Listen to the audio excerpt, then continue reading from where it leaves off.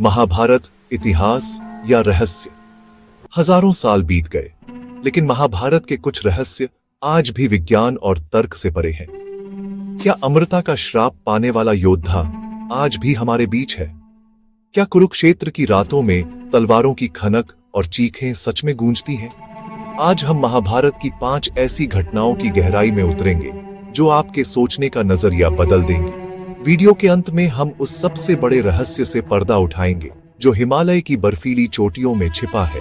क्या सच में स्वर्ग तक जाने का रास्ता है?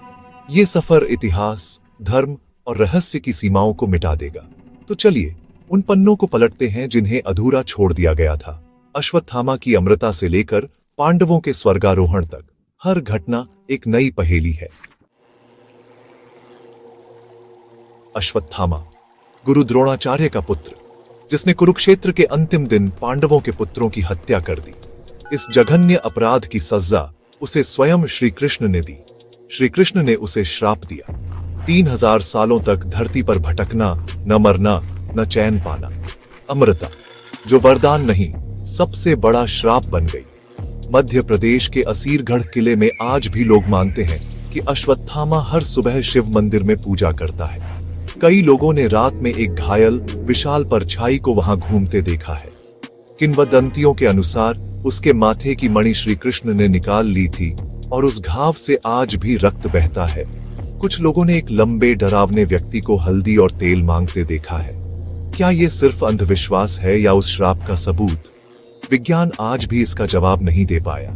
अश्वत्थामा का अमृतत्व एक सवाल है। क्या वो आज भी जीवित है? क्या कोई उसे सच में देख पाया है? ये कहानी हमें सिखाती है कि क्रोध और बदले की आग में किया गया पाप जीवन भर पीछा करता है। लेकिन रहस्य यही है, क्या अश्वत्थामा आज भी हमारे बीच एक भटकती आत्मा है? इसका जवाब किसी के पास नहीं। कुरुक्षेत्र, हरियाणा की वो भूमि जहां लाखों योद्धाओं का रक्त बहा। कहते हैं यहां की मिट्टी आज भी लाल है, लेकिन असली रहस्य यहां की रातों में छिपा है। स्थानीय लोग बताते हैं कि सूर्यास्त के बाद ज्योतिसर जैसे स्थानों से तलवारों की खनक, घोड़ों की हिनहिनाहट और चीखें सुनाई देती हैं। क्या ये सिर्फ वहम है या उस युद्ध की ऊर्जा आज भी वहां है? वैज्ञानिक इसे रेसिडुअल हॉन्टिंग कहते हैं, जहां दर्दनाक घटनाएं अपनी छाप छोड़ जाती हैं, जैसे टेप रिकॉर्डर बार बार वही आवाजें दोहराता है। सोचिए, आधी रात को कुरुक्षेत्र में अकेले खड़े हैं और अचानक अदृश्य सेना की आहट सुनाई दे। ये कल्पना भी डरावनी है।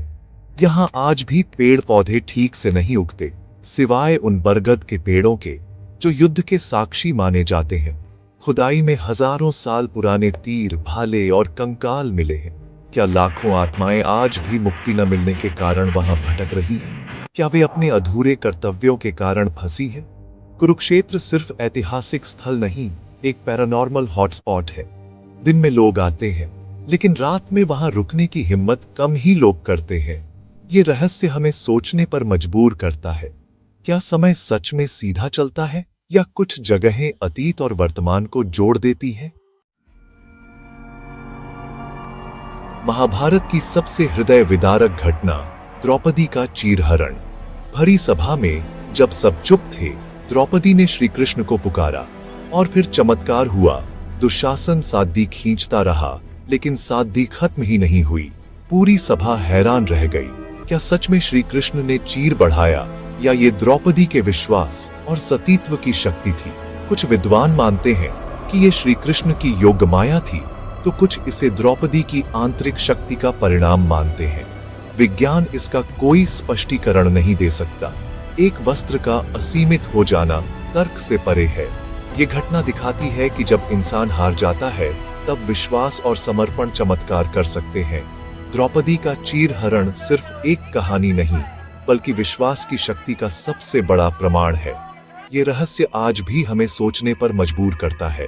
उस दिन उस सभा में असल में हुआ क्या था? कल्पना कीजिए, मीलों दूर चल रहे युद्ध को ऐसे देखना जैसे आप वहीं हो। ये शक्ति थी संजय के पास, धृतराष्ट्र के मंत्री, जिन्हें महर्षि वेदव्यास ने दिव्य दृष्टि दी। संजय ने 18 दिन तक युद्ध का आंखों देखा, हाल धृतराष्ट्र को सुनाया। वो सिर्फ देख नहीं रहे थे, बल्कि योद्धाओं के मन के भाव भी पढ़ पा रहे थे। आज हम लाइव टेलीकास्ट के लिए तकनीक का इस्तेमाल करते हैं, लेकिन संजय ये सब कैसे कर पा रहे थे? क्या ये कोई खोई हुई तकनीक थी या योग और ध्यान से जागृत चेतना की शक्ति? कुछ थ्योरीज इसे टेलीपैथी और क्लेयरवॉयंस से जोड़ती है, मन की शक्ति से दूर की घटनाएं देखना। संजय की दिव्य दृष्टि एक तरह का आध्यात्मिक जीपीएस और इमोशनल स्कैनर थी। योग और ध्यान की प्राचीन विधाएं कहती हैं कि मनुष्य अपनी चेतना को जागृत कर ऐसी सिद्धियां प्राप्त कर सकता है। संजय की दृष्टि सिर्फ एक कहानी नहीं, बल्कि चेतना की असीम क्षमताओं की चुनौती है। क्या आज भी ऐसी शक्तियां संभव हैं? युद्ध के बाद पांडवों ने सब कुछ त्याग कर मोक्ष की यात्रा शुरू की, हिमालय की ओर स्वर्गारोहण के लिए। जैसे जैसे वे बर्फीली ऊंचाइयों पर चढ़ते गए, एक एक कर सब गिरते गए। हर पतन के पीछे कोई न कोई दोष या अभिमान था। अंत में सिर्फ युधिष्ठिर और एक कुत्ता बचे।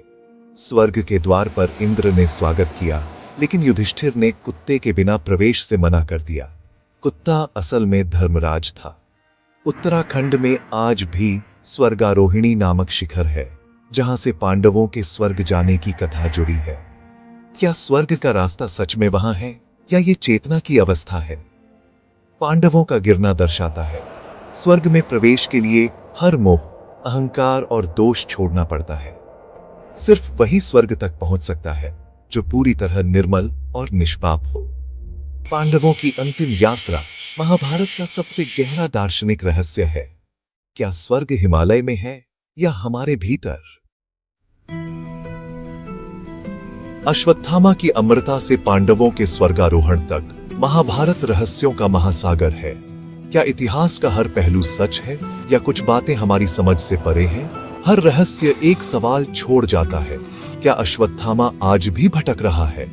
क्या कुरुक्षेत्र की जमीन आज भी गवाही देती है? क्या विश्वास में सच में इतनी शक्ति है?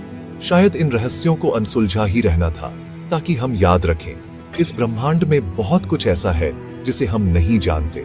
अगर आपको ये रहस्यमयी सफर पसंद आया तो चैनल को सब्सक्राइब करें, बेल आइकॉन दबाएं और वीडियो शेयर करें।